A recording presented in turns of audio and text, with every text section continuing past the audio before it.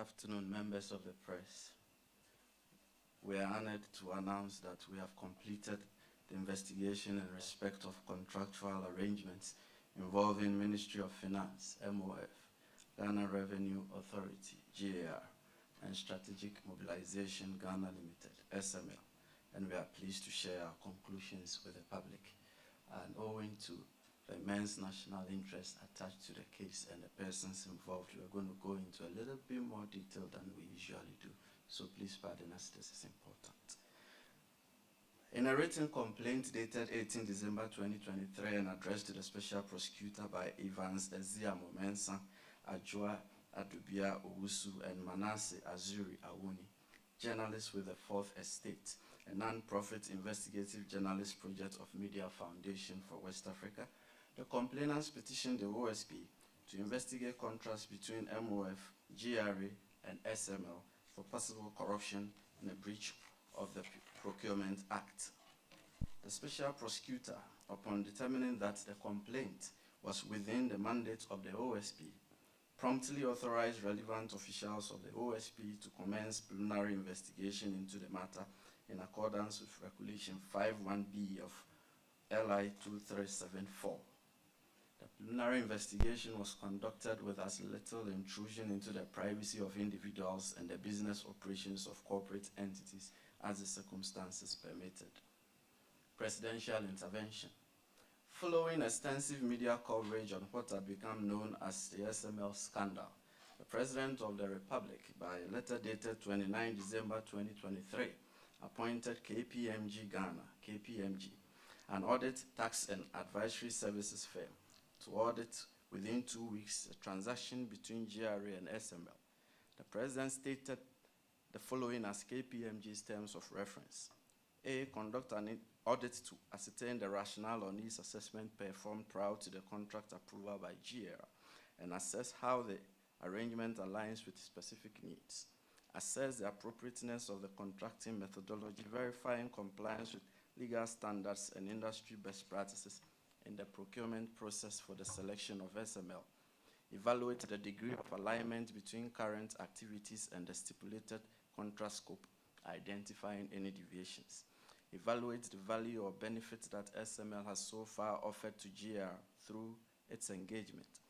Review the financial arrangements, including pricing structures, payment terms, and the resolution of any financial compliance issues.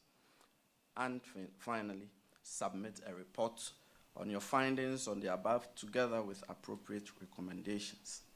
On 2 January 2024, the Director of Communications at the Jubilee House released a press statement informing the public of the KPMG appointment and also that the President had directed the suspension of the performance of the SML contracts pending the submission by KPMG of the audit report. By a letter dated 2 January 2024, the Chief of Staff at the Presidency transmitted the President's directive of the suspension of the performance of the SML contracts to the Commissioner General of GRA. The KPMG report. KPMG submitted its audit report to the President on 27 March 2024 with the following key findings. 1, that there was no specifically commissioned and purpose needs assessment report except standalone industry analysis and reports which were issued post the contracting of SML. 2, SML was initially contracted by GRA without the required approval of the Public Procurement Authority, PPA. 3, there was no evidence of the required parliamentary approval for the award of multi-year contracts to SML. 4, there was no evidence that the 2018 and 2019 contracts awarded to SML were effected with the required consideration and approval of the GRA board. 5, GRA did not institute monitoring and evaluation processes to assess the performance of SML in respect of transaction audit services. 6, SML delivered partially on the transaction audit services and GRA may not have obtained all the expected benefits from the service. 7, SML delivered partially on the external price verification services and GRA may not have obtained all the expected benefits from the service.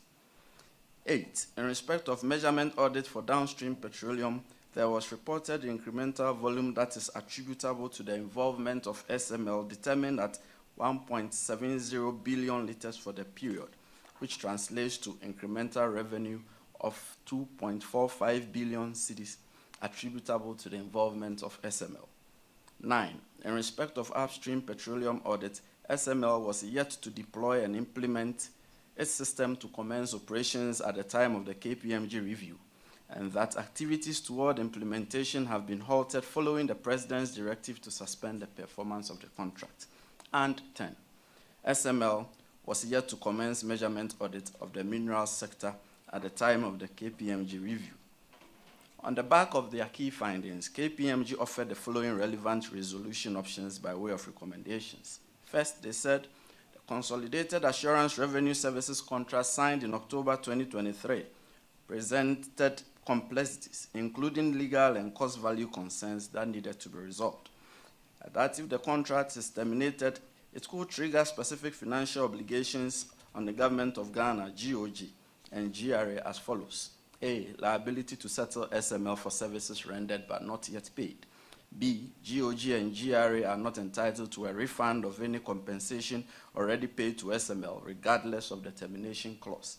And C, if the contract is terminated without cause, GOG and GRA become liable to pay SML an equivalent of the fair value of SML's investment in the contract. If the contract is terminated, the investment claimed to have been made by SML should be validated. SML did not provide supporting documentation on its investment in the contract. KPMG appeared to favor orderly resolution based on systematic impact, cost to the state, sustainability, complexity, and deliverability, and public trust and implication as follows. In respect of upstream petroleum and minerals audit, we've taken our time to lay it out because these are very important. We'll come back to it in a minute. In respect of upstream petroleum and minerals audit, KPM recommended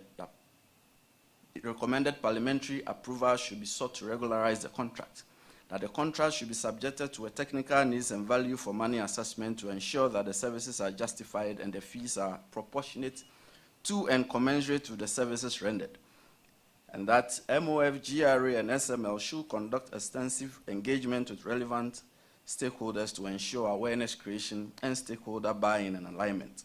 Then in respect of transaction audit and external price verification, these services, partially delivered, require comprehensive review to assess their ongoing relevance, especially viewed in light of the implementation of the Integrated Customs Management System, ICUMS, which has portended a duplication of external price databases and research services provided by SML. By utilizing ICUMS capabilities for external price verification, the services provided by SML should be reassessed to optimize efficiency and adapt to evolving business dynamics. And in respect of downstream petroleum audit, based on the reckoning that SML had gained 4 years' experience and had become more proficient, the contract price should be renegotiated, including consideration of shifting from a variable to a fixed fee structure. And finally, in respect of this matter, KPMG said consideration should be given to incorporating periodic monitoring and evaluation at least every 2 years to formally assess the performance of the components of the contract and related key performance indicators. Now, the OSP full investigation. Upon the conclusion of preliminary investigation, and upon the reckoning that the facts and circumstances of the case reasonably indicated that an investigation may be conducted to prevent or prosecute corruption or corruption-related offenses, especially in light of the KPMG report, which the OSP incorporated into its preliminary investigation. The special prosecutor, in pursuance of his mandate, assigned the case to authorized officers of the OSP for a full investigation. Our review of the KPMG report firmed up our opening of a full investigation on 3 main grounds. First, the major factual findings in the KPMG report tallied with our preliminary findings. Second, the KPMG report, much like our preliminary investigation, turned up more critical questions than answers, which required further investigation. Third, the KPMG audit's work and outcome differed significantly from the OSP investigation and likely outcome.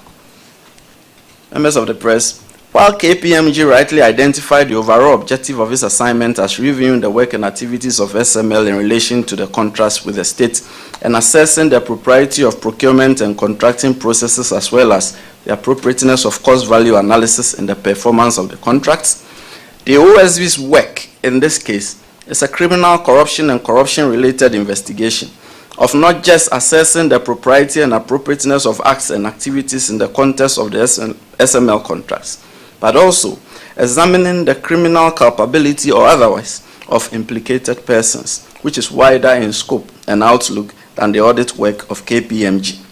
Then again, while the OSP's preliminary findings accorded with the major actual findings in the KPMG report, the OSP found itself unable to agree with some major conclusions drawn by KPMG, especially in respect of accountability and value for money. The OSP investigation was concluded on 3 October 2025 after extensive surveillance, comprehensive review, and analysis of hundreds of relevant and related documents at MOF, GRA, and PPA, and digital and electronic review and analysis of thousands of relevant related documents and computer servers and hard drive components retrieved from 2 premises of SML at Osu in Accra and in Tema, and assets of SML at relevant depots, and the discovery and validation of electronic communication among the persons of interest, especially as a good number of the public officers involved did not use their official email addresses. The OSP conducted comprehensive interviews of 31 persons of interest in respect of the investigation. The identities of the interviewees are disclosed where necessary. The OSP collaborated with several public institutions, including the Ministry of Finance, Ghana Revenue Authority, National Security Secretariat, Ghana Police Service, National Intelligence Bureau, National Signals Bureau, Financial Intelligence Center, National Petroleum Authority, Petroleum Commission, Public Procurement Authority, and Office of the Registrar of Companies. The OSP also collaborated with several financial institutions. In augmentation of the expertise and skill of the authorized officers of the OSP, the office also relied on expert opinion of persons in the revenue assurance setup in transaction audit, external price verification, measurement audit of downstream petroleum, upstream petroleum audit, and measurement audit in the mineral sector.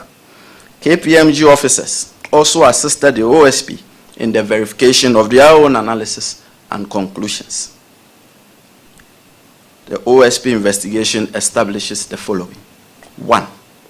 There was no genuine need for contracting SML for the obligations it purported to perform, and that the contracts were secured for SML through self-serving official patronage, sponsorship, and promotion based on false and unverified claims. 2. The SML contracts were attended by egregious statutory breaches, as mandatory prior approvals were wantonly disregarded by relevant officials who acted with increased and emboldened impunity. 3. There was no established financial management system of monitoring and verification to ensure that the Republic was obtaining the value for the money it was paying to SML, and that the payment channels to SML were set on automatic mode, detached from actual performance, causing financial loss to the public. Members of the press, investigation outcomes are based on the following events and analysis. The genesis. On 27 January 2017, Kenneth Nanaya Ofori-Atta assumed office as the Minister of Finance of Ghana. He would serve in this position till 14 February 2024. Barely 3 weeks after Mr. Ofori-Atta's assumption of office, SMEL was incorporated, that is Strategic Monitoring, where do we the full name? Strategic Mobilization Entrepreneurship Limited. That was how it was incorporated first, SMEL, on 14 February 2017 by a timber merchant, Evans Edusei, with the company's stated principal activities as general trading and services and import and export of general goods. A little over 4 months after its incorporation, this company that had stated its services at trading, services and import and export of general goods was presented to the PPA by the Commissioner General of the GRA, Emmanuel Kofinti, seeking approval to sole source SMEL as a service provider for enhanced classification, valuation, and risk management platform in the customs setup. These events, the assumption of office by Mr. Ofori-Atta, the incorporation of SMEL by Mr. Edusei, and the application for sole sourcing of SMEL by Mr.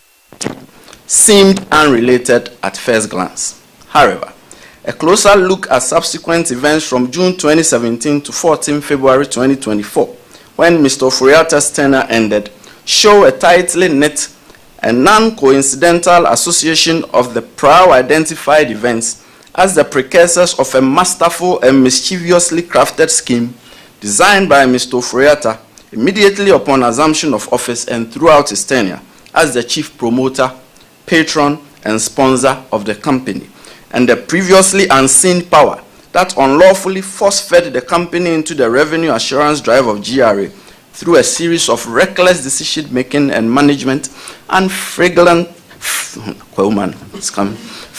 violation of statute through the use of public office for profit, contrary to Section 179C of the Criminal Offences Act 1960, Act 29, and by directly and indirectly influencing the procurement process to obtain an unfair advantage in the award of procurement contracts to the company, contrary to Section 92(2)(b) of the Public Procurement Act 2003, Act 663, with the pliant and avaricious and questioning compliance of two successive GRA Commissioner Generals, who he kept at a slavish subservience, leading to colossal financial loss to the Republic.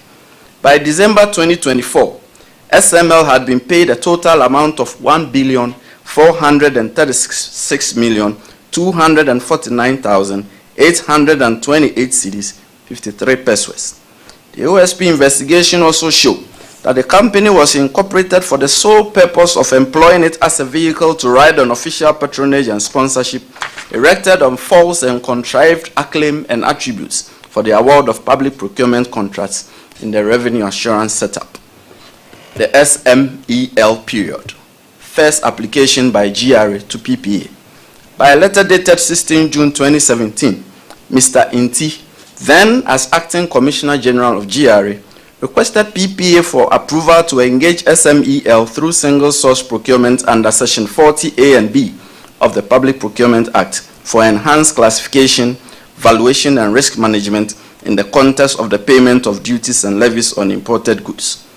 The request stated that there were incidents of same goods giving different classification and duties, which were giving rise to challenges and undue delays at the ports of clearance, and that SMEL would address these challenges faced by GRA to allow for full, smoother, and better services in the customs processes and procedures. The request touted SMEL as having particular interest in providing effective and measurable solutions for the enhancement of government revenue, and that SMEL also enjoyed financial and technological backing from its investors, one of which was Cotecna SA, described as a multinational company well-versed in the business of inspection, testing, certification, and the provision of tailor-made information technology solutions. The request further stated that though Cotecna SA had given SMEL the right of ownership, Cotecna SA would provide, implement, and maintain a comprehensive information technology platform that includes its proprietary systems for classification and valuation known as ValueQuest and Executive Reporting System ERS, and that these solutions would ensure full integration with the systems in the customs chain at the time to further enhance the purpose of the exchange of information between the systems. The request was both irregular and perplexing. It was simply unfathomable that the company which commenced business on 14 February 2017 would have attained the experience and track record that was advertised in the request by Mr. Inti, dated 16 June 2017, for the nature of the proposed assignment. SMEL did not possess the experience and know-how to engage in revenue assurance services on behalf of the Republic. That much was clear. And this obvious incredulity, which must have been prevailing on the mind of Mr. Inti, triggered an internal conflict in his own request, as Mr. Inti then promptly referred to the financial and technological backing of the supposed investors of SMEL. And from then on, the 16 June 2017 letter no longer sounded as a request to sole source SMEL, but a pseudo request to sole source Cotecna SA, a supposed investor of SMEL. The copious reference by Mr. Inti to Cotecna SA and its notable technological acclaim was merely a ruse to divert attention from the glaring incapacity of SMEL in an attempt to directly influence the procurement process to obtain an unfair advantage for SMEL, notwithstanding its lack of experience and technological capability. Indeed, GRA failed to submit any evidence of a partnership or investment agreement between SMEL and Cotecna SA. The request merely attached the profiles of the two entities and a letter of intent from Cotecna SA. Further, nothing in Section 40 of the Public Procurement Act, which governs single source procurement, operated in favor of the attempt to sole source SMEL to engage in revenue assurance on behalf of the Republic. Therefore, it came as no surprise that by a letter dated 4 July 2017, PPA communicated its disapproval of the 16 June 2017 request by GRA. PPA was emphatic that SML had no proven experience in the business it sought to undertake. Further, PPA stated that the letter of intent by Cotecna SA did not establish any legally binding relationship between SMEL and Cotecna for the provision of the service, and that the company seeking to be considered for a contract must demonstrate an appreciable capacity and strength of its own, and possibly subcontract a portion to a qualified subcontractor or agent, which was absent in the case. Second application by GRA to PPA. Then followed a second and stranger and more perplexing request by Mr. Inti, still as Acting Commissioner General of GR, to PPA by a letter dated 1 August 2017, by which GRA applied for approval to sole source SMEL, and this time with Ghana Link. Cotecna was still in the picture somewhere. The request recited that SMEL had acquired a software for the classification, valuation, and risk management, that is CVRM platform, from Cotecna SA, and that SMEL had agreed to enter into a partnership with Ghana Link, a renowned local inspection and verification service provider, to provide the necessary support services for the implementation of the platform for GRA. The request further stated that in the partnership agreement, SMEL will provide a CVRM platform, while Ghana Link will provide external verification services using an appropriate platform, and that Ghana Link would also provide monitoring and supervision of customs valuation to ensure that the appropriate values were applied. The tone and tenor of the content of his own application should have portended pause and reflection on the part of Mr. Inti. In effect, he was stating that SMEL did not possess the requisite experience and track record, and no appreciable capacity and strength of his own. Yet, he was actively urging SMEL on PPA for approval merely 6 weeks after the PPA disapproval on the same ground. This was not reasonable persistence. It was a deliberate attempt to manipulate the procurement process, introduce a redundant private actor, and distort the facts and create a backdoor entry for SMEL into Ghana's revenue assurance architecture. This time, PPA did not even bother to respond, as the circumstances surrounding SMEL's lack of capacity and track record had not changed from the time of the rejection of the first application. Even more troubling was the fact that these CVRMs were being carried out by customs officers through the National Single Window Platform. Excuse me.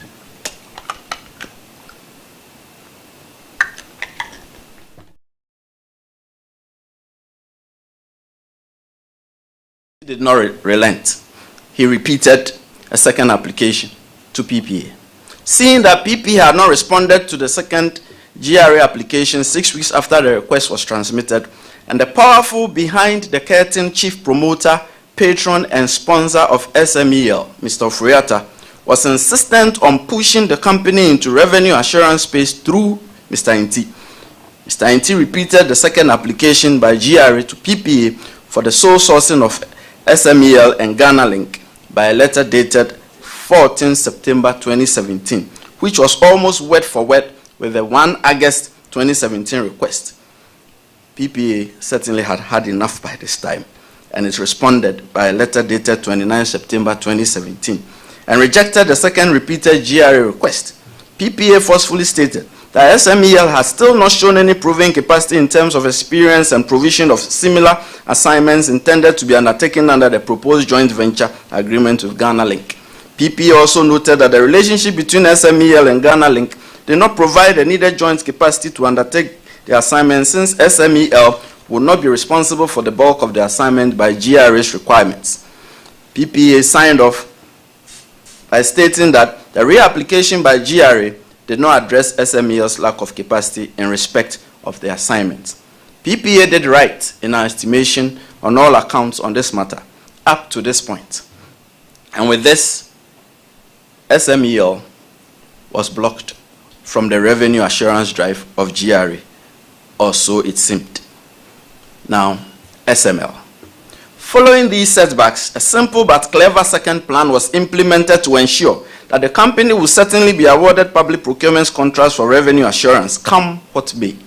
On 22 November 2017, Strategic Mobilization Enhancement Limited, that was escaping me, SMEL, changed its name to Strategic Mobilization Ghana Limited, SML. Only the name changed. Everything else remained the same, including personnel and lack of expertise and capability. By a letter dated 30 November 2017, Mr. Eduse, the timber merchant, informed GRA of the name change while reserving the binding and full effect of all prior transactions. 7 months after the name change, GRA and MOF commenced the unlawful award to SML of a string of specialized revenue assurance public procurement contracts running into late 2023 in respect of transaction audits and external price verification, downstream petroleum, upstream petroleum, and the mineral sector.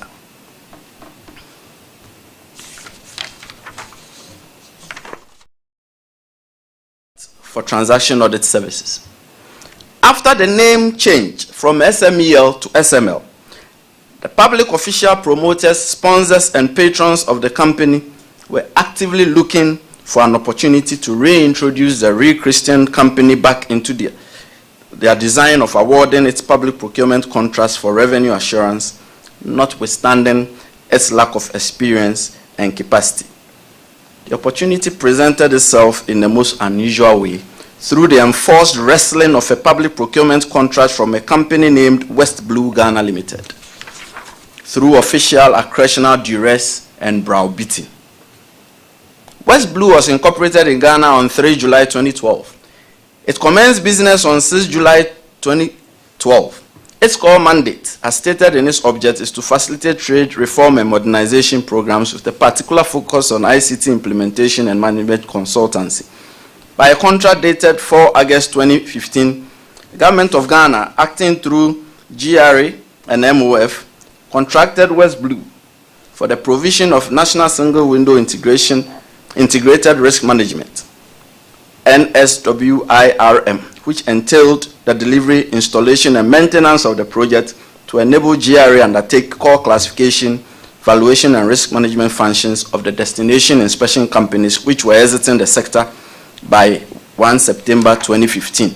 Through this contract, West Blue became central to Ghana's trade facilitation and customs automation reforms until the contract's termination at the end of 2018, after which it became involved in legal disputes over outstanding payments and retained equipment. Members of the media, unbeknownst to West Blue, the public official promoters, sponsors, and patrons of SML were eyeing its contract and devising means to dislodge it from the revenue assurance space and hand it over to SML.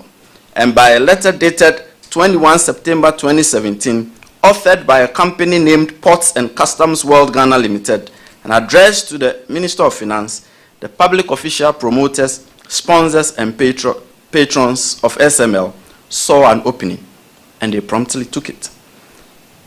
By the 21 September 2017 letter, Ports and Customs World Ghana Limited informed MOF that it was to purchase and take over shares in West Blue, and that it was committed to renegotiating the terms of the West Blue contract dated 4 August 2015 with a more competitive price and improved technology.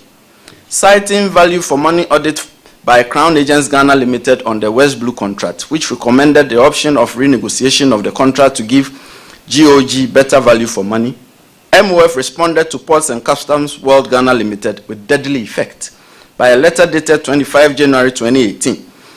MOF stated that it would terminate the West Blue contract on 31 December 2018. However, before the indicated termination, it was going to reduce its contract price.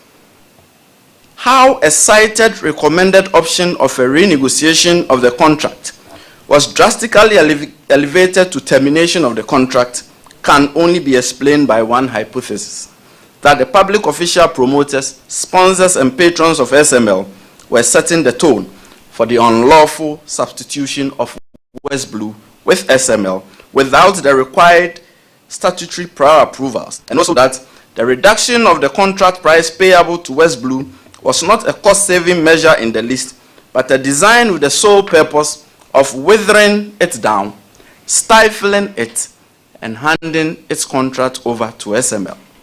The public official promoters, sponsors, and patrons of SML knew they could not simply replace West Blue on the lap of West Blue, and did in fact force SML on the lap of West Blue, and did in fact force SML on West Blue as its supposed subcontractor on the West Blue contract, without the mandatory prior statutory approvals. Thus, the public official promoters, sponsors, and patrons of SML commenced participation in a series of outright criminal conduct by knowingly disregarding and breaching criminal prohibitions backed by a sense of impunity, as they view themselves as all too powerful.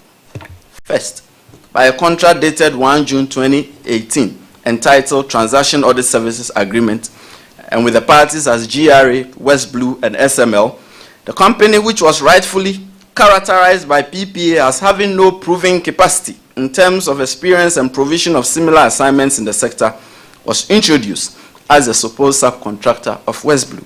The recitals of the contract stated that SML desired to perform and West Blue desired to have SML perform transaction audit services for and on behalf of West Blue in respect of the latest contract for the implementation of the National Single Window Project, and that GRA had agreed to pay for the services of SML. The 1 June 2018 agreement was certainly not a result of West Blue's initiative, and its conduct after the execution of the contract showed that it did not welcome SML as its supposed contractor. Indeed, it was openly opposed to SML acting as its supposed subcontractor.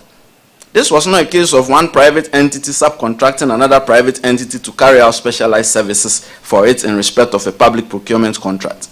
This was a forced peel away of West Blue's mandate under the 4 August 2015 contract and an unlawful donation of the cutout mandate to SML by the public official promoters, sponsors, and patrons of SML. Under the 1 June 2018 agreement, West Blue was not the client of SML. GRA was the client of SML, and it had the obligation to pay SML. SML's invoices for payment were to be submitted not through West Blue, but directly to GRA. The only contract obligation to SML is supposed subcontractor. Indeed, to all practical and legal purposes, SML was not performing any services for West Blue. SML's purported services were directly for GRA and not indirectly through West Blue. The specific contractual involvement of GRA in this at once clever and not so clever arrangement rendered it a sole source public procurement contract which required prior PPA approval. However, PPA's prior approval was neither sought for nor obtained for this contract. This unlawfulness was perpetrated with the full knowledge and involvement of the Minister of Finance. The duration of the 1 June 2018 agreement was tied with the termination date of West Blue's mother contract. The contract required SML to provide transaction audit services of CCVRs generated and issued at the pre-arrival processing phase of the implementation of the National Single Window Project. Upon completion of the audit and the statement of its findings, SML was required to then forward the transaction audit reports together with all relevant attachments to the Customs Post-Clearance Audit (PCA) officer through data exchange protocols agreed with West Blue. The Customs PCA officer was then required to review the transaction audit reports and either accept or reject them. In fairness, it did sound like a contractor and subcontractor relationship on paper, under which the subcontractor was expected to apply skill, expertise, and tools. However, the reality was starkly different. SML did not provide any such skill, expertise, and tools under the contract. It merely sat on the skill, expertise, and tools of West Blue in a pretend posturing sham of delivering transaction audit services for the Republic. It became painfully clear a little over a month after the signing of the 1 June 2018 contract that SML had no skill, expertise, and tools of its own, and that West Blue had been forced into an unwanted marriage, which required it to shoulder the assumed primary obligations of SML. It was as if West Blue was rather the subcontractor for SML, as it was now being required to work for SML. By mid-July 2018, the tenuous and artificial relationship between West Blue and SML was falling apart, and by November 2018, the enforced partnership had collapsed, evidenced by a series of letters and emails exchanged between the two entities. SML, on its part, was perpetually vexed by West Blue's apparent stance of ignoring the former's repeated requests for information. West Blue, on the other hand, was registering its consternation at the forced marriage by supplying little or no information to SML in a silent protest of a demonstration that SML's participation was needless and downright odious, and that it had no skill, expertise, and tools of its own to function.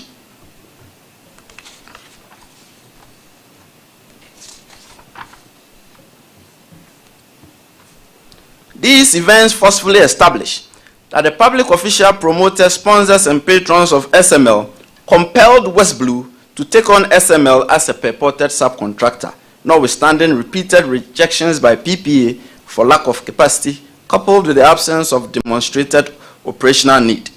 The recurring unhappy friction between West Blue and SML underscores the fact that the former neither sought for nor welcomed the latter's involvement in its contractual dealings with the Republic, and that SML's entry unnecessarily disrupted the system of transaction audit and created an added layer of wasteful inefficiency in the sector. On 31 December 2018, and this date is very crucial, the 4 August 2015 West Blue contract for the provision of a national single-window integrated risk management for the classification, valuation, and risk management in respect of imported goods terminated. So from 31st December 2018, West Blue had run out of a contract. On the same day, the 1 June 2018 Transaction Audit Services Agreement involving SML as the supposed contractor to West Blue under the latter's 4 August 2015 also terminated, since it was sitting on West Blue's mother contract. Upon the termination of the mother contract and its offshoot so-called subcontract on 31 December 2018, any reasonable person would have thought that if the public official, promoters, sponsors, and patrons of SML were not criminally minded and were not engaged in criminality and were not intending to engage further in criminality, they would have naturally rolled out SML from the GRA revenue assurance drive and properly and lawfully given it an above-the-table chance in competition with like-minded entities. However, intending to further perpetrate criminality and to profit from same, they purported to extend SML's engagement without the subsistence of the mother West Blue contract. Later, they then purported to unlawfully include West Blue in the extended service when they faced the formidable challenge of the obvious, which is that SML could not operate without the expertise of West Blue, and that SML's participation could only be justified by them if that participation rode on the back of West Blue. Extension of contract for transaction audit services. The events commencing from 1 January 2019, after the the 31 December 2018 expiration of the two contracts were most troubling, as the public official promoters, sponsors, and patrons of SML doubled down on their criminal conduct with an enhanced sense of impunity. By a contract titled Contract Extension and dated 1 January 2019 and signed between GRA and SML, the public official promoters, sponsors, and patrons of SML purported to extend the 1 June 2018 contract involving GRA, West Blue, and SML for a month with the same terms and conditions in favor of SML. The striking feature of the contract extension was that it was executed without a corresponding renewal of West Blue's mother contract upon which that contract sat and upon which this new extension should have sat. The effect was that the contract extension sat on nothing, factually and legally. It stood alone in abject illegality and criminality without approval by PPA. Thus, on 1 January 2019, the public official promoters, sponsors, and patrons of SML finally reached their intended and eventual goal, commenced in 2017, of their forcible entry of SML into the revenue assurance drive of GRA with the successful dislodgement of West Blue and the donation of his contract to SML. Further, by not stipulating the specific duration of the contract, the public official promoters, sponsors, and patrons of SML handed the company a potentially perpetual contract and thereby sought unsuccessfully to avoid the statutory requirement under Section 33(1) of the Public Financial Management Act 2016 Act 921 that provides a covered entity such as GRA should not enter into any agreement with a financial commitment that binds the government for more than one financial year or that results in a contingent liability, as was the outlook of the contract, except where the financial commitment or the contingent liability is with the prior written approval of the Minister of Finance and authorized by Parliament in accordance with Article 181 of the Constitution. No sooner had this unlawful feat been attained than critical problems commenced their attendance on the new arrangement. SML still did not possess the skill, expertise, and tools to engage in transaction audit services, and it lacked a functioning system to receive and process CCVRs. And West Blue, upon whose tools and expertise SML relied to purport to perform the services, had been kicked out and was without a contract.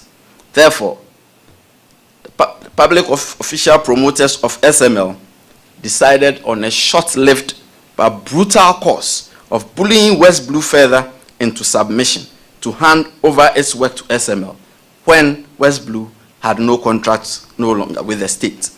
So by a letter dated 10 January 2019, the Commissioner of the Customs Division of GRA, Isaac Crensel, directed West Blue to cause the transfer of the transaction audit services for the top 20 imports to SML with effect from 11 January 2019. For added measure, Mr. Crensel threw in a threat that if West Blue failed to cause the transfer, it will not be paid its outstanding fees for December 2018, and thereafter, for any month in which it failed to comply with the directive, forgetting that West Blue had exited the service and it no longer had a contract with the Republic. In that same letter, Mr. Crensel advised SML to position itself by taking the necessary steps to take over the transaction audit services for the top 20 imports from West Blue. This letter was copied to the Minister of Finance, the Commissioner General of GRA, and the Chief Executive of SML. Then, by a letter dated 15 January 2019, West Blue responded to the directive by pointing out the obvious, that the 1 June 2018 arrangement between GRA, West Blue, and SML had expired on 31 December 2018. Nonetheless, it explained that it had been submitting the required information to SML, but that it encountered some challenges in the last quarter of 2018. This letter was also copied to the Minister of Finance, the Commissioner General of GRA, and the Chief Executive of SML. However, on the same day, and reeling under the intense bullying of the public official promoters, sponsors, and patrons of SML, and faced with the open threat by Mr. Crensel of the non-payment of his outstanding December 2018 fees should it fail to comply with the directive, West Blue handed over the transaction audit services for the top 20 imports between October and December 2018 to SML, not through any established system, at this time on a universal serial bus, USB drive.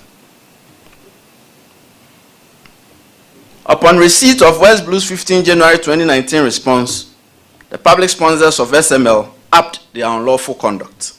By a letter dated 23 January 2019 and addressed to the Chief Executive of West Blue, Mr. Krensel stated that though West Blue's contract with SML had expired on 31 December, he was advising West Blue to proceed under the same terms and effectively collaborate with SML until further notice.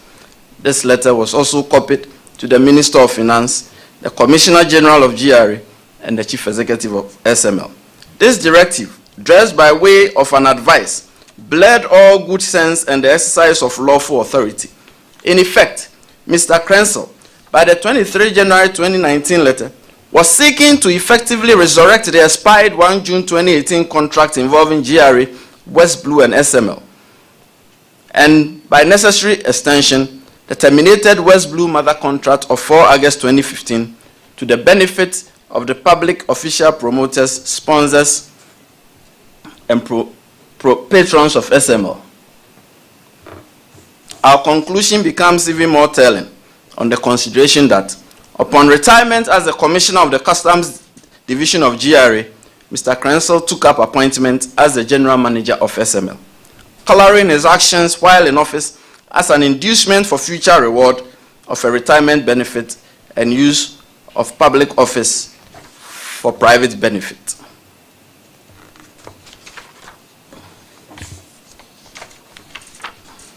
Contract for additional services, external verification. The public official promoters, sponsors, and patrons of SML then proceeded to firmly entrench the company in the public revenue assurance space by once again mounting another contract upon a contract which was itself based on nothing. So by a contract dated 1 April 2019 between GRA and SML, recited as made pursuant to the 1 January 2019 contract extension, GRA appointed SML to provide external services to Customs Technical Services Bureau, CTSB. This contract was reckless by all accounts, as it was executed and implemented at a time when SML still did not possess the capacity, experience, and expertise to perform the services it was originally engaged to deliver. It beats the imagination then that the public official promoters, sponsors, and patrons of SML added on additional services in respect of which the company had absolutely no skill, expertise, experience, and capacity. It was a case of more money for no work, and much like the 1 January 2019 contract, the 1 April 2019 contract was bedeviled by all the unlawfulness of the absence of statutory prior approvals by PPA and Parliament. Now, having estimated that SML had been cleaned up enough to gain acceptance by July 2019, the chief public official promoter, sponsor, and patron of SML, Mr. Ofori-Atta, commends a more direct involvement in the company's activities and interface with public institutions to secure more public contracts for the company, and also to ensure that its path to that attainment was well cleared and smoothened. On the instructions of Mr. Ofori-Atta, the technical advisor ICT at MOF, by an email dated 16 July 2019, invited the controlling mind of West Blue to a meeting with Mr. Ofori-Atta at the boardroom of the Minister of Finance, slated for 17 July 2019. On 17 July 2019, Mr. Ofori-Atta hosted SML and West Blue in his office, and at that meeting it was resolved that West Blue should reactivate its web service to SML by transmitting all CCVR data in respect of January to June 2019. Now, during all this period, Mr. Ofori-Atta's increased participation in personally promoting the cause of SML had become pronounced. On 29 August 2019, he directed his technical advisor through his chef de cabinet, Mr. Enesakori, to lead the integration of West Blue and SML alongside the new leadership of the Customs Technical Services Bureau.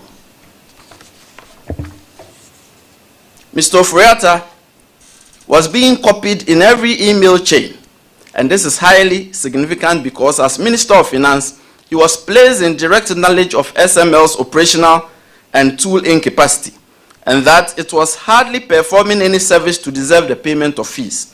Had he not been personally benefiting from SML's unlawfully procured contracts, the open display by SML of lack of capacity, expertise, and tools would have immediately triggered his intervention to halt payments to SML and demand accountability. Instead, he looked on conspiratorially in silence, while endorsing and approving payments to SML from the Consolidated Fund, Petroleum Revenue Account, and Tax Refund Account, with no technical or operational basis. The OSP investigation shows that all the troubleshooting displayed during this period was born of the unlawful imposition of SML in the space and the still lingering reality of SML's lack of capacity to carry out transaction audit and external price verification 15 months after its engagement. The company had no system in place to receive CCVRs, while West Blue was under no legal obligation to release the vital data to it. As a result, the work went undone until SML continued, and it went undone, yet SML continued to be paid. It is highly worrisome that though SML were doing practically nothing by way of transaction audit and external price verification, GRA kept authorizing steady payments to the company. The OSP investigation shows that the 1 June 2018 contract involving GRA, West Blue, and SML, the 1 January 2019 contract extension between GRA and SML, and the 1 April 2019 contract for additional services between GRA and SML were of no real benefit to the Republic and an unnecessary drain on the public purse. Indeed, all the way into May 2021, SML was displaying its incapacity by seeking integration into the transaction audit and external price verification systems by 2 requests, one dated 12 May 2021 and 15 May 2021. At this point, on 20 September 2019, MOF, by a press release, announced that Mr. Nti would retire, and along came in a Reverend Amishadai Owusu Amwa. Consolidation of Services Agreement, Transaction Audit, and External Verification Services. I'm winding down a bit. This is important. From October 2019, the public official, promoters, sponsors, and patrons of SML enhanced the unlawful conduct to a frightening degree. On 3 October 2019, 2 agreements were signed. GRA and SML signed a contract for the consolidation of transaction audit services and external verification services. The previous standalone contracts, which were masqueraded as piecemeal and of very short durations, were merged and enhanced with a duration of 5 years with the option of renewal. The OSP investigation shows that SML did not submit a single invoice in respect of this contract and under its predecessor standalone contracts. In addition, SML did not transmit the required reports to the CTSB and PCA officers.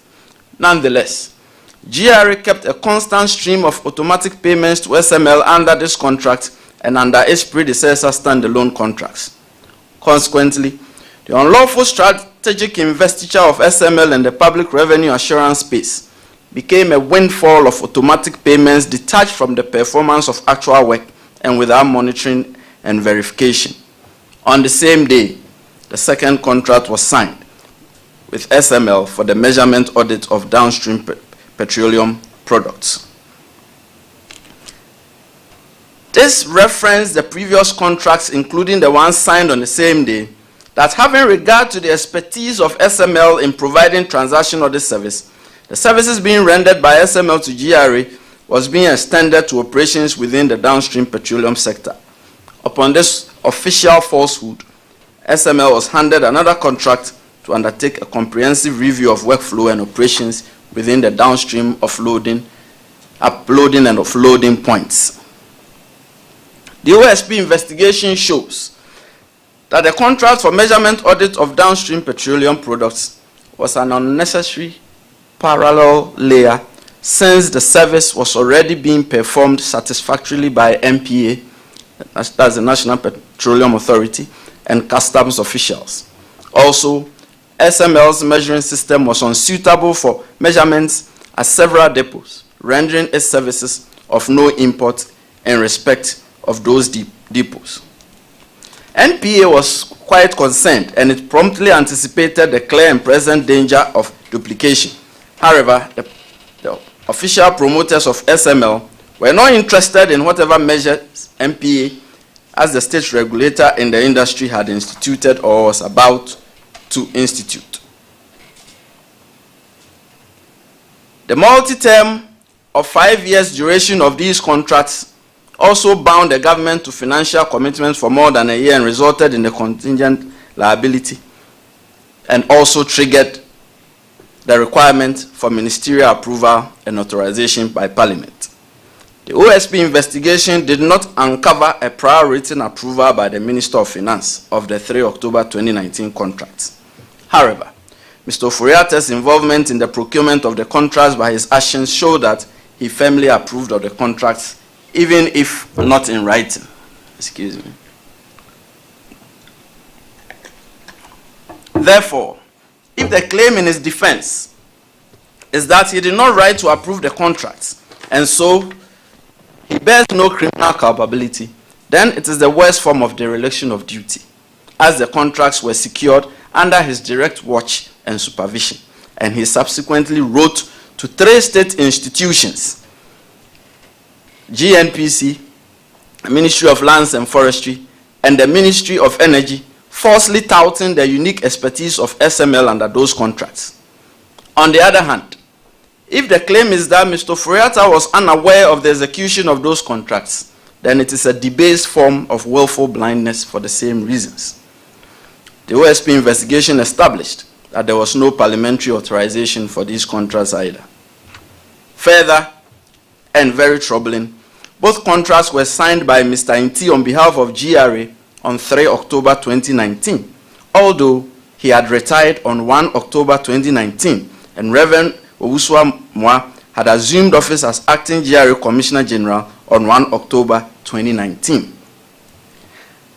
This wanton illegality, after signing a public procurement contract 2 days after retirement, was perpetrated by these public promoters of SML by ensuring that their co-conspirator, Mr. Inti, signed the contracts before clearing his desk as GRA, although he was no longer the Commissioner General on that day, because they were unsure of whether the newly installed Reverend Minister Head of GRA would team play and sign the contracts. They need not have worried. This is because Reverend Owusu-Amoah quickly joined in on the conspiracy to unlawfully invest SML in the Public Revenue Assurance Project. By the close of 2018, the government has served notice that it was about to introduce Integrated Customs Management System, ICAMS, and that it was discontinuing the services of all the players in the industry in the customs setup. This notice had been circulated to all the players except SML. Now, the reason why they did not serve this notice on SML, which later came back to haunt SML, was that they had no intention of discontinuing the service of SML, although the government, through a letter authored by the senior minister, Yao Safumanfu, on 16 April 2020, notified the companies that the new system would take off the midnight preceding 20 April 2020, and from which date all customs processes would take place within ICAMS. He then invited the companies, including SML, to submit any justifiable claims they may be entitled to following the discontinuation of their service. It is evidently clear that as far as the government itself was concerned, the purported services of SML in the customs setup ended on 28 April 2020. Not so with the public official sponsors, patrons, and promoters of SML.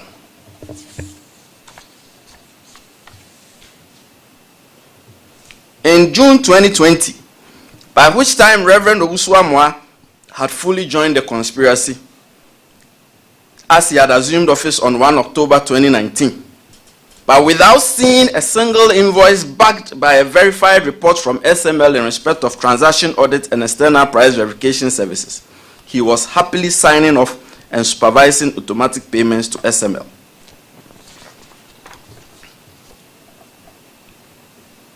PPA ratification of the 3 October 2019 SML contracts.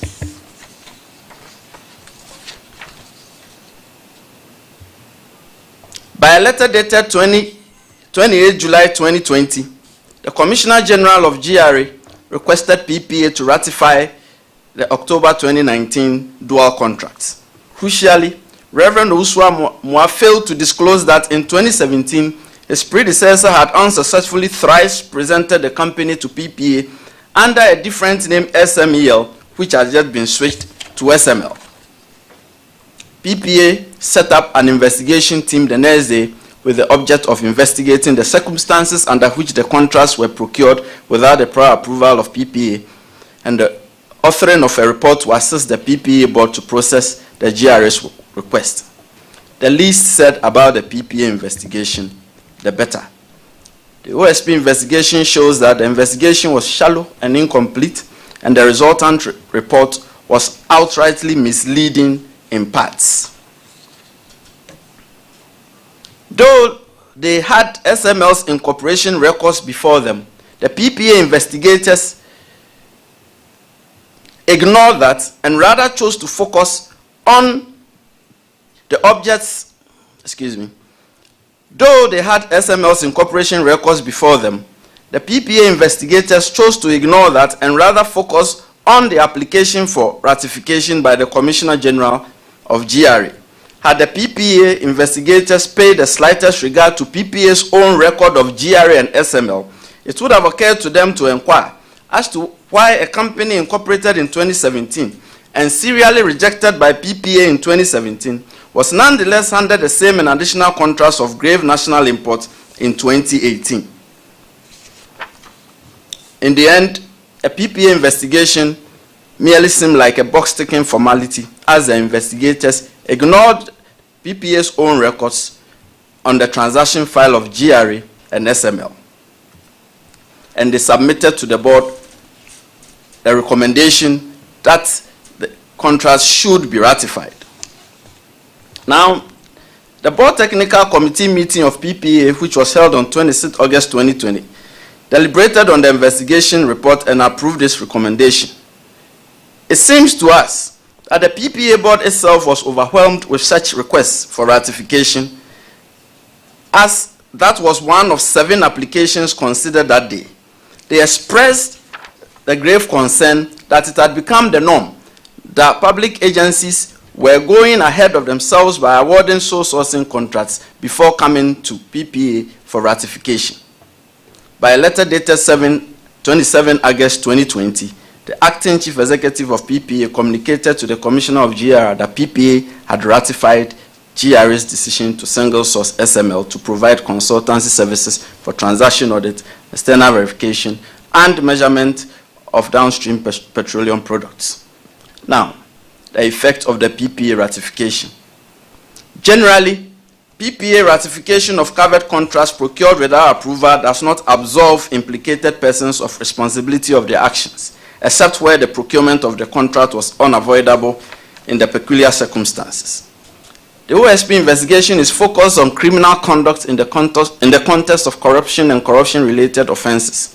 On this score, in the province of the criminal law, PPA ratification of covered contracts procured without prior approval does not erase criminal conduct, and it does not extinguish criminal culpability.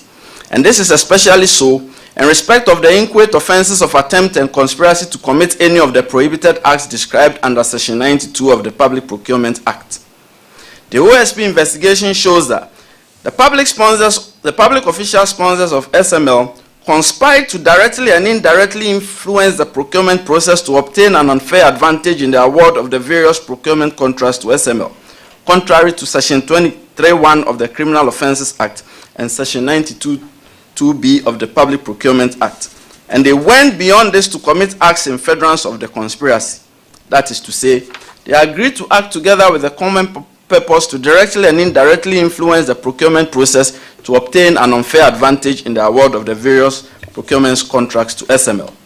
These acts are unaffected by PPA ratification in the sense that in our criminal jurisprudence, the crime of conspiracy was committed the moment the words of agreement were spoken by these public official actors, whether with or without previous consent or deliberation. Therefore, nothing in the form of a ratification of the procurements can affect that. Further, this was not a case of unavoidable procurement of SML. This was a coldly calculated conspiracy to defy PPA after the 2017 rejections of the company by awarding it with the procurement contracts anyway, notwithstanding these grave concerns raised by PPA about its lack of capacity, expertise, and experience. Then again, the PPA ratification did not cure the absence of the quite distinct mandatory authorization by Parliament. Thus, the contract still stood in illegality. Then came the contract for consolidation of revenue assurance services, upstream petroleum audit. This is the last one, and we are winding down. I'm tiring you down. It's on purpose to punish you. After running SML unlawfully alongside ICAMS and unnecessarily, illegally inserting the company in the downstream petroleum revenue assurance model for 2 years, the public official promoters, sponsors, and patrons of SML rolled out their biggest and final act aimed at imposing SML as the sole entity to undertake revenue assurance through a deliberate and coordinated plot spearheaded directly by Mr. Ofori-Atta himself and reinforced by his chef de cabinet, Mr. Akori, and Reverend Usuamwa.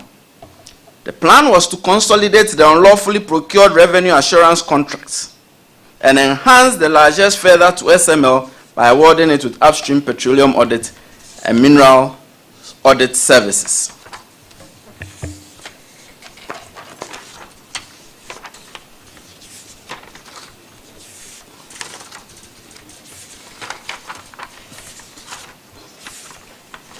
I'm sparing us all a bit of time.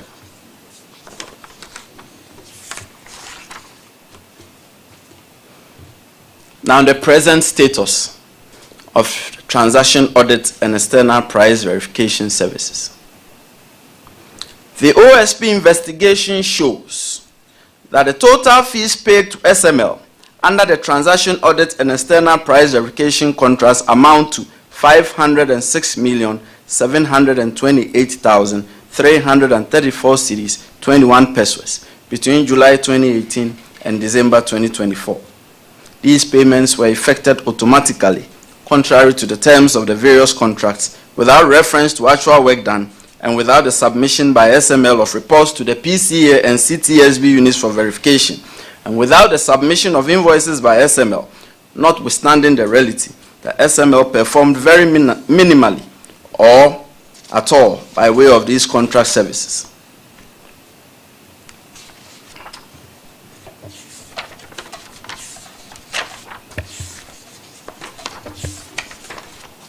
The status of downstream petroleum audit. It will be recalled that the measurement audit for downstream petroleum agreement was one of 2 contracts unlawfully signed by Mr. Inti on 3 October 2019 as Commissioner General of GRA, though he retired on 1 October 2019. SML was required to develop and implement an end-to-end electronic metering management system dedicated solely to fiscal measurement aimed at loss prevention.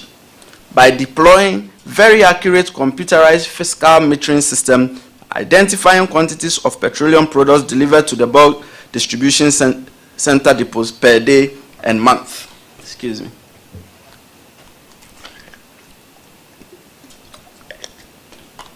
The OSP investigation shows that SML's participation in downstream petroleum audit was unnecessary, and that its monthly audit reports were unreliable, as its metering system was unsuitable for the design of the pipes at several depots. Further, SML could not integrate into ICAMS and the MPA system, that's the ERDMS. Therefore, it was compelled to resort to way-bill scanning at some point as a substitute for end-to-end electronic monitoring. Notwithstanding these known inhibiting factors, the public official, promoters, sponsors, and patrons of SML continued to disburse substantial sums of public funds to the company.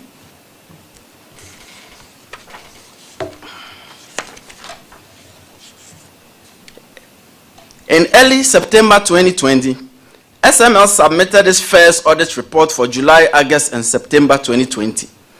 The company claimed in the report that it had observed a sharp increment in petroleum products lifting of the depots at which it had installed its metering system commencing from May 2020, when it deployed its meters to measure lifted volumes.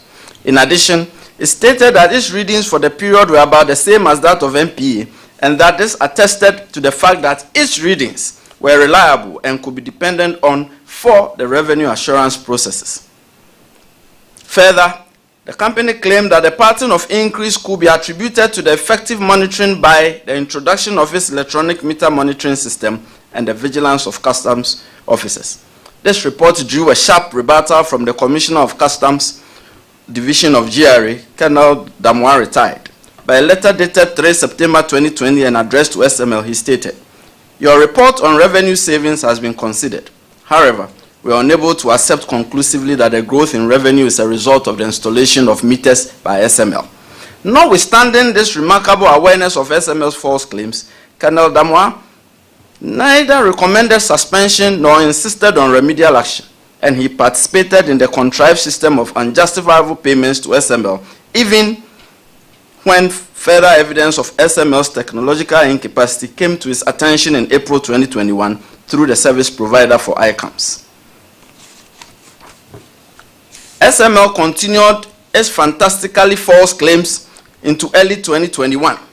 It then continued its claims of being indispensable in the industry all the way through 2022.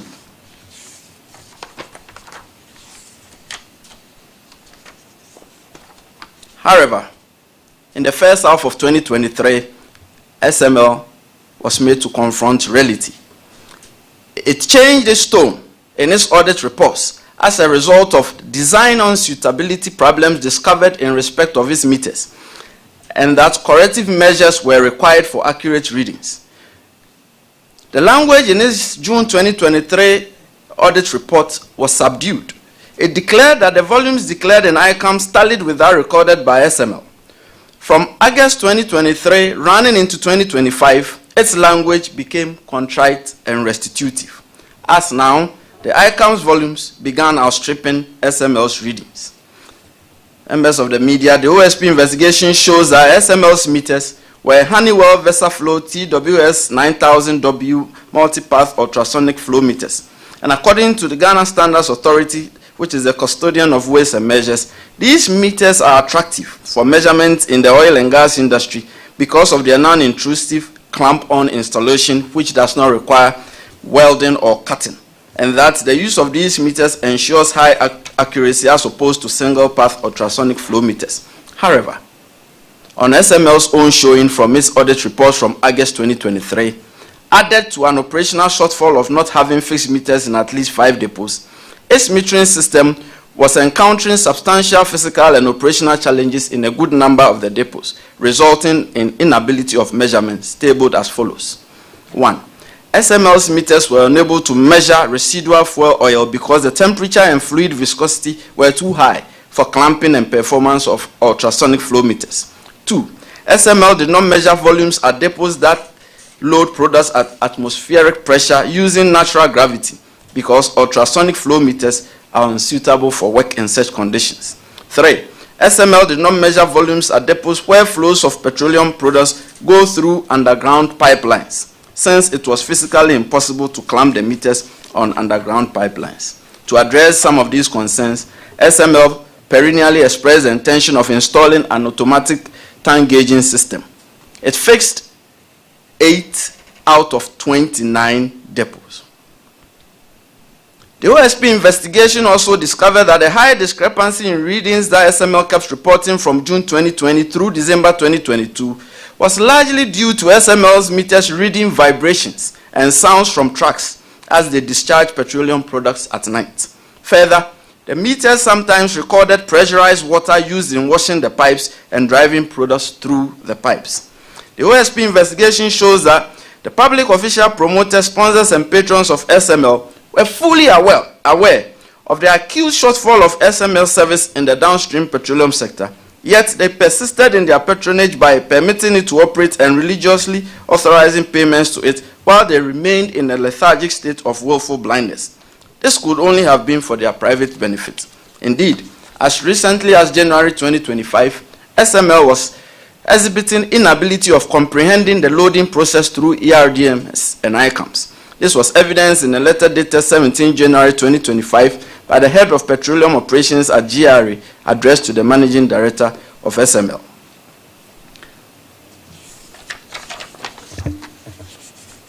In respect of the upstream petroleum and minerals audit, it didn't take off as a result of the presidential directive for suspension and as a result of the OSP investigation. A central issue arising from the automatic payments by GRA to SML in respect of downstream petroleum audit is that GRA, the Central Tax Authority, failed to deduct statutory taxes totaling 13,380,000 cedis.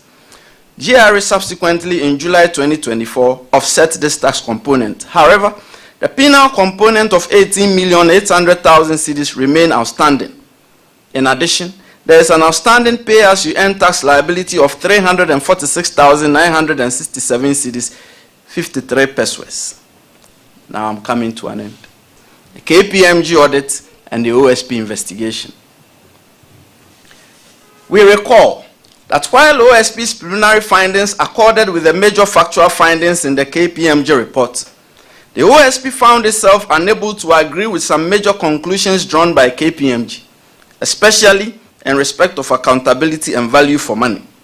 This is because the OSP investigation shows that the KPMG report was placatory in material respects, as it sought to beatify SML by ignoring the fact that it did not possess independent reconciliation algorithms and audit tools, and that it was plying its purported trade alongside ICAMS and ERDMS without adding any real value to the products of these established processes.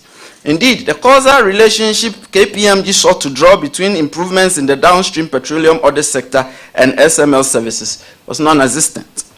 The OSP agrees with KPMG on its conclusion that there was no specifically commissioned and purpose needs assessment report. However, KPMG's narrative on contracting methodology did not quite examine SML's incapacity at inception. In respect of transaction audit and external price verification services, KPMG concluded that SML delivered partially and that GRA may not have obtained all the expected benefits from the services. KPMG based this conclusion on its observation that SML submitted some of the expected reports and that in respect of some, it sources data from wrong documents. However, the OSP found no verifiable evidence of the said reports in GRA's records or in the records of SML as having been transmitted to PCA and CTSB for verification. Further, the PCA unit confirmed during the OSP investigation that no such report came to its attention. Then again, there was no critical examination as to the substantive quality and validity of the said reports referred to by KPMG. Indeed, KPMG's own officials who attended the OSP during the investigation failed to substantiate the claim of partial delivery when they were questioned by OSP officials. They could not provide any documentary evidence to show up their own claims.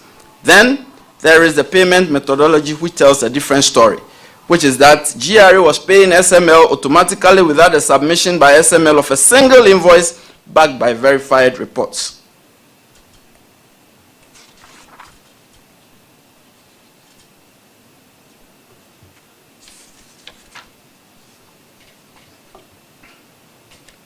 In respect of measurement audit for downstream petroleum, KPMG concluded that there was reported incremental volume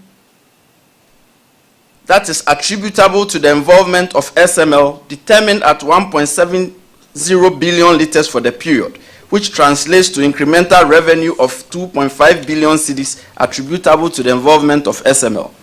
The OSP firmly disagrees with this conclusion by KPMG. Indeed, the OSP investigation shows that KPMG relied heavily on trend analysis of petroleum lifting volumes between 2018 and 2013, and not so much on the actual work done by SML, and without much consideration of the impact of the concurrent implementation of ERDMS and ICAMS during that period. These systemic upgrades surely accounted for much more accountability and records of lifting volumes. KPMG later contradicted itself in its own report by acknowledging that revenue growth in this period resulted from macroeconomic factors such as pricing and demand, and regulatory enforcement and increased taxes. In any case, the OSP investigation shows that SML's participation in downstream petroleum audit was unnecessary, and that its monthly audit reports were unreliable. As I stated, its metering system was unsuitable for the design of the pipes and operational modes at several depots. Post-KPMG audit. Following the KPMG audit, MOF, GRA, and SML acted on the KPMG recommendation of the consideration of shifting from a variable to a fixed fee structure in respect of downstream petroleum products audit. So by a memorandum of understanding signed on 1 November 2024, they changed the variable fee mechanism to a monthly fixed fee of 22,629,204 cedis 95 pesos, being, they stated, equivalent of 1,432,228 United States dollars 16 cents, inclusive of all taxes, at the prevailing Bank of Ghana exchange rate, which operated on 1st October 2024. In our estimation, the cedi version of the stated fixed monthly fee in the 1 November 2024 addendum is unnecessarily deceptive, as the party's real intention as captured in clause 13 of the MOU itself is a monthly fee of the stated figure in United States dollars. GRA has not paid SML since December 2024 as a result of the OSP investigation. And ladies and gentlemen of the press, action in respect of key actors. The outcome of the investigation is that the OSP will charge the following persons with various corruption and corruption-related offenses before the end of November 2025. 1. Kenneth Nanayao Ofori-Atta, former Minister of Finance. 2. Ernest Akori, Chef de Cabinet to Kenneth Nanayao Ofori-Atta as Minister of Finance. 3. Emmanuel Kofi-Nti, former Commissioner General of Ghana Revenue Authority. 4. Amishadai Owusu-Amoah, former Commissioner General of Ghana Revenue Authority. 5. Isaac Krentzel, former Commissioner of the Customs Division of Ghana Revenue Authority and General Manager of Strategic Mobilization Ghana Limited. 6. Kwejo Damwa, former Commissioner of the Customs Division of Ghana Revenue Authority and Member of Parliament for German South constituency. As part of the process, the OSP will seek to recover the financial loss caused to the Republic from the persons listed above. Also, the OSP will recover a total amount of 125 million cedis from SML by way of a disgorgement of unjust enrichment of overpayment by the return of the benefit of this amount it obtained unfairly at the expense of the Republic. This amount was arrived on two considerations.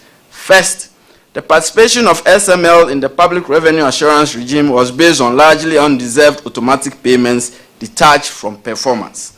Second, the figure was adjusted on a quantum meru basis. This is a legal doctrine that developed the English common law as a form of implied contract or quasi-contract to ensure that the person who conferred a benefit on another received compensation, even when no valid contract existed. The courts introduced the doctrine as an equitable remedy to prevent unjust enrichment, recognizing that fairness sometimes required payment even without an enforceable agreement.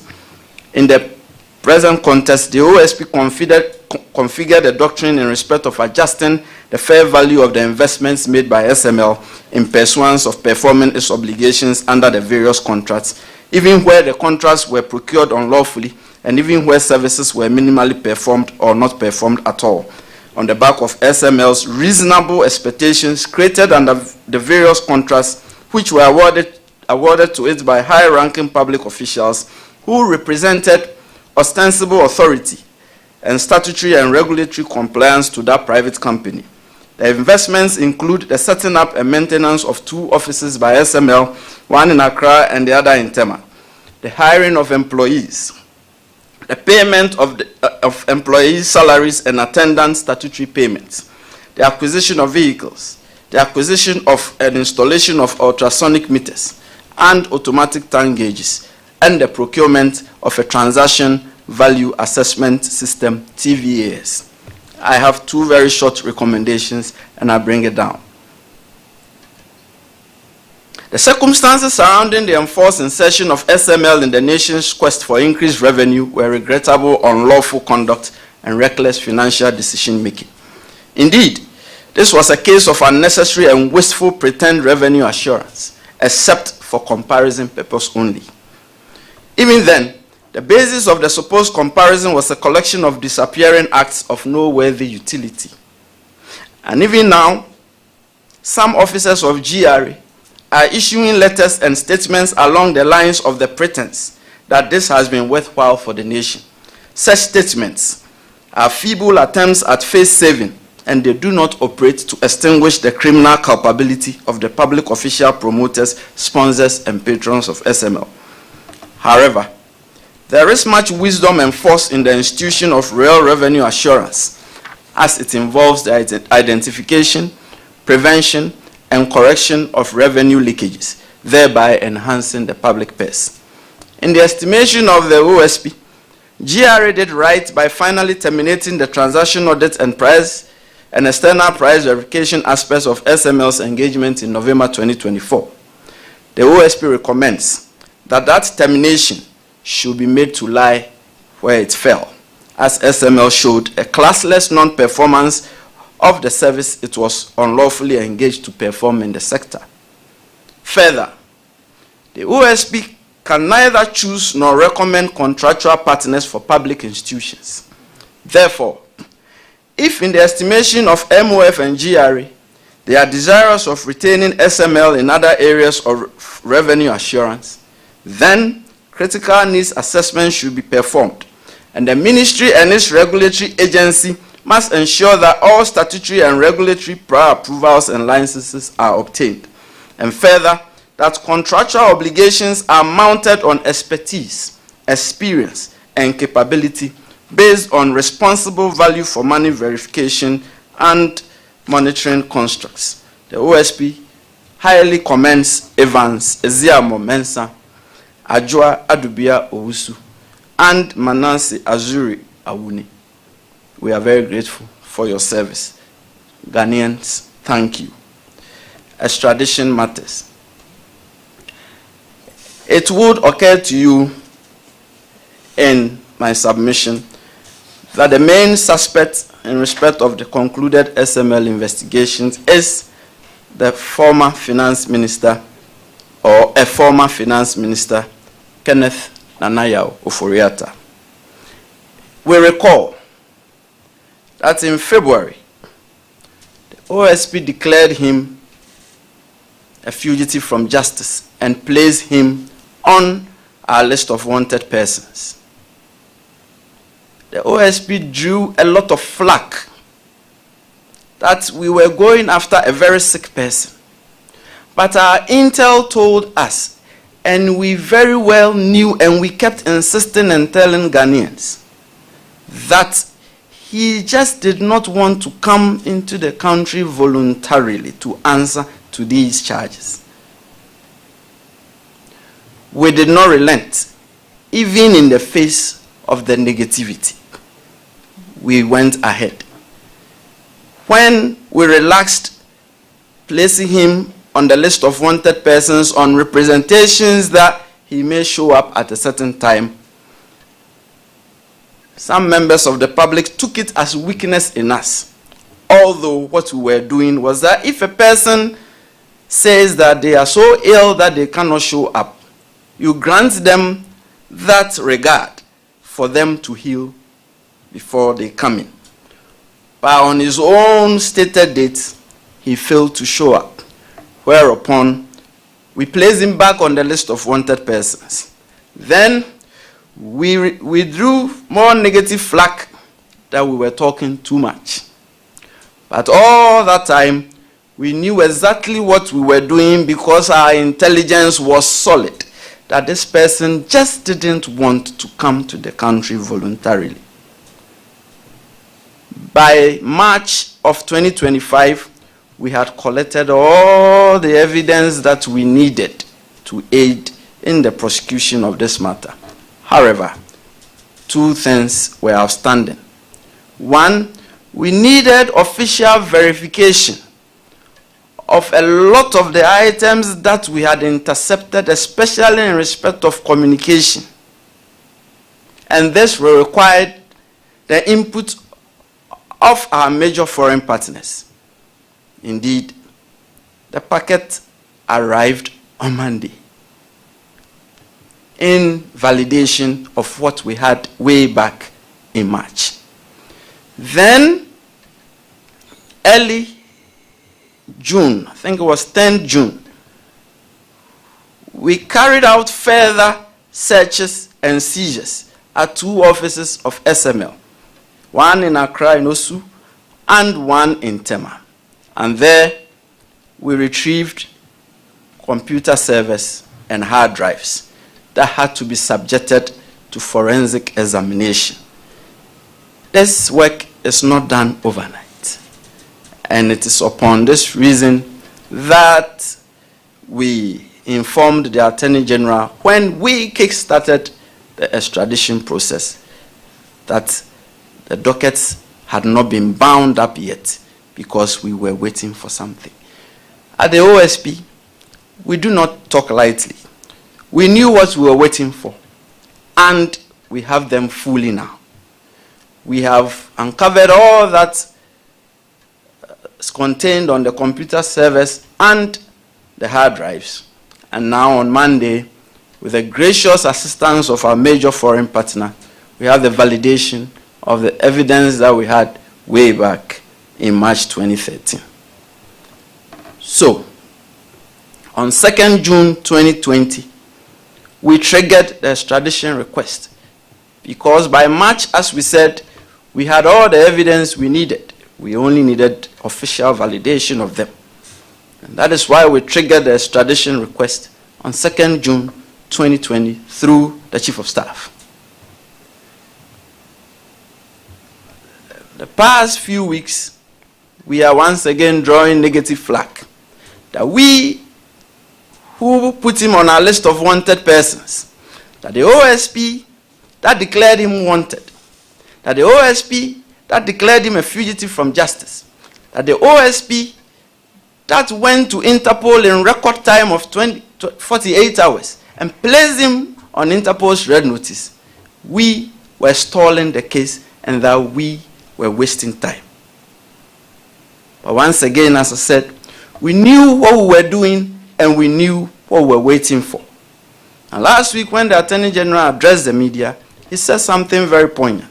He said, these financial investigations require time and patience. And we ask, give us that regard of time and patience. We will deliver the results we wanted, like this. And as I said, before the expiration of November 2025, we will charge all these persons that I listed before the criminal courts. We will not stultify our own investigations. We will not delay our own investigations. We would do it right. We will be patient. We will be meticulous. We would have all the expertise in the world examine all, because we only have one shot at these criminal cases. We cannot go back, forth with it. And so, I announce to you, as we did by way of our press statement last week, that we are in full collaboration with the Attorney General's department. We cannot work against each other.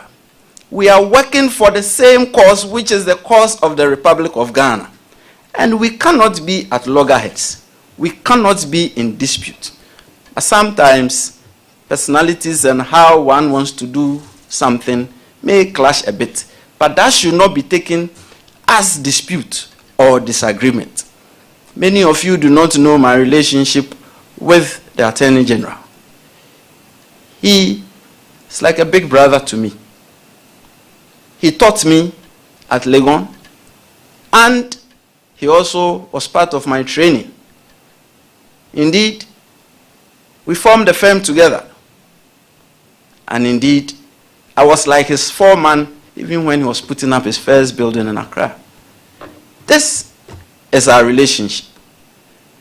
The relationship is such that because he trained me and he taught me, I have a bit of him in me. He doesn't have a bit of me in him. And so sometimes my display of his bit in me stirs him up a bit. But at the end of the day, just as we were doing in private practice, we will bicker at home. But our product, when we finally churn it out, will be most robust and most fruitful. And this is our promise to Ghana, that we are working together. We cannot but work together. And we are going to work together in full collaboration, see to the end of this matter. Semuwa sembisa eye. Munya sembisa swa eye pa was my bread. I knew he would go because today Elton is not here, so he will go.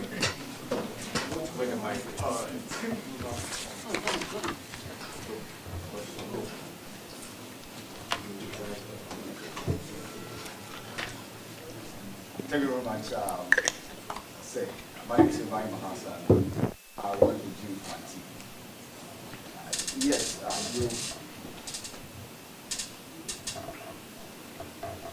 you're taking time to assure all of us and other matter the country that you have a very beautiful working relationship with the Attorney General. Right. Now, as we heard and was widely circulated last week, there was a request that was made of your office relative to a docket. What we gather, maybe is the use of semantics.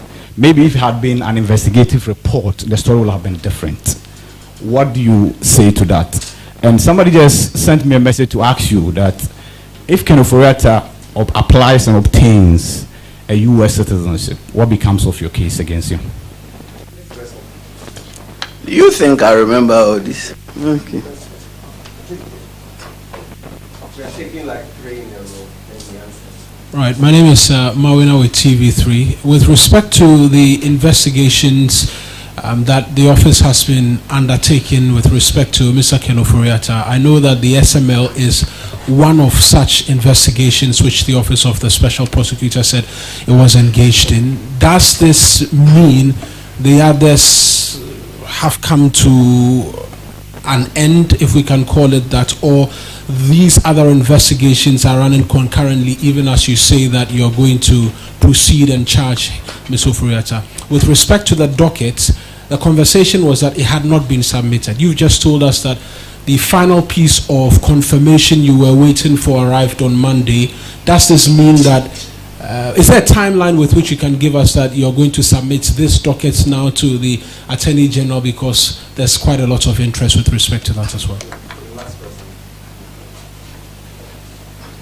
See, people are really interested in the docket, as it should be. Thank you very much. My name is Ernest Bako from Business and Financial Times. Ernest what? Bako from Business and Financial Times. So, I know you've done some cases in the past, most of them being plea bargain. So I want to find out, apart from Ofori-Atta, we have about 5 other people. They are currently in the country, I hope. And so, will you continue? You made mention by end of November you file will you continue with these people's case, or you wait until you're able to bring Ken Ofori-Atta in? And will you also be doing plea bargain with these cases, or will see some people go behind bars? Thank you very much. Sorry, I didn't get the last part. You sort of swallowed it. I said I wanted to know if you will see these people going behind bars. After plea bargain, you said something about them. Or will we see them behind bars? Oh. Yeah. Thank you. Okay.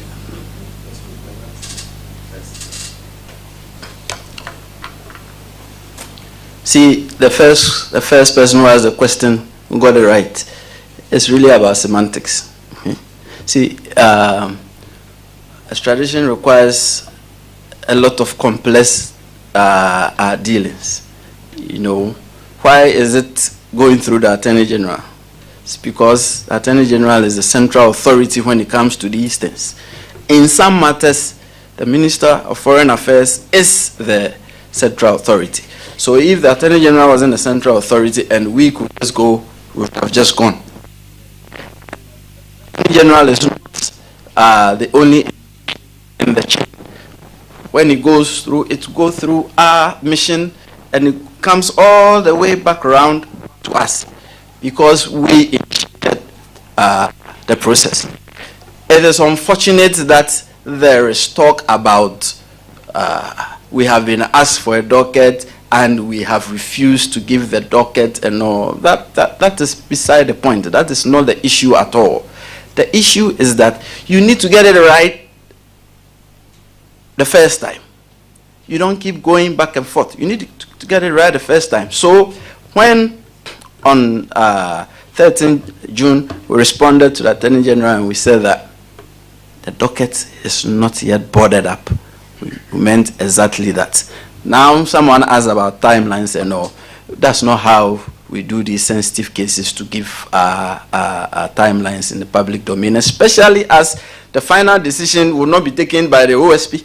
The final decision will not be taken by the Attorney General. The final decision will be taken by whichever foreign jurisdiction in which he is. U.S. citizenship. If he applies and obtains U.S. citizenship, we have been giving Ghanaians to the U.S. on extradition requests. And they will also be nice to give us U.S. citizens upon request. So the citizenship status does not prevent extradition.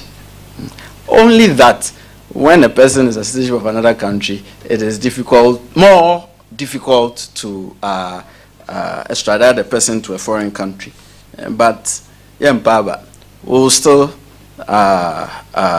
move on with the processes and ensure that Ghanaians become less restive and appreciative of the issues and the work we are doing with the Attorney General. Wait or continue. We are not waiting for anyone. I said we are filing our charges, and Director of Prosecutions has promised me, because I'm expecting his charges tomorrow. And then I'll review. It takes a while, because when it goes from the investigative setup to and the asset recovery setup to me, then to him. Now the baton is with him now. He is anchoring on the third leg, and he will finally give it to me tomorrow. And then we'll file. So see, I said before the end of November we will file. We are not waiting for anyone. Persons can be tried in absentia. You've seen it before. You can be sentenced in absentia. Anytime we find you in the jurisdiction, we can then proceed to apply the processes based on how it ended. Plea bargain, or see them behind bars. That's what I said. See, the OSP legal regime is set up to give the special prosecutor a lot of discretion when it comes to what happens to cases. That discretion is based on tabulated legal principles of what the special prosecutor should consider in respect of whether the case should go a full trial or whether it should go by way of plea bargain. But the OSP does not suggest plea bargain to accused persons. That's not what we do. You suggest, so oftentimes their lawyers will write to us that they would want to go by way of plea bargain. They will then come and meet my team. They will discuss at length. And then when the matter is placed before me, I would go through what the law says and what they've brought by way of proposal to see if, in this case, it requires that we go to a full trial or it requires that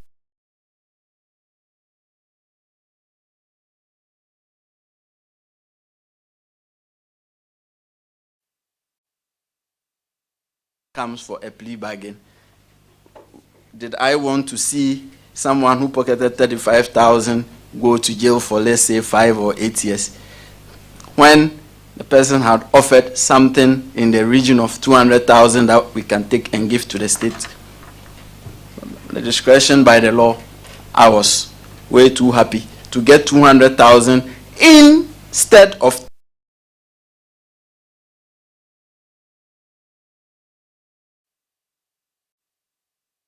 amount. So a lot of considerations go in considering whether it should go to full trial. Sometimes even the law says that the information a person offers, if it is going to fetch you much more well-versed suspects, you could cut the person that slack because of the value of that information. But it also depends on what the person is suspected to have done. Any other question? Oh, thank goodness there's no other question. Okay. So, ladies and gentlemen of the jury, I'm a commodity. So, we can all go for supper. Thank you for coming. We are most grateful. Anytime we call upon you, you show up. Have a good evening.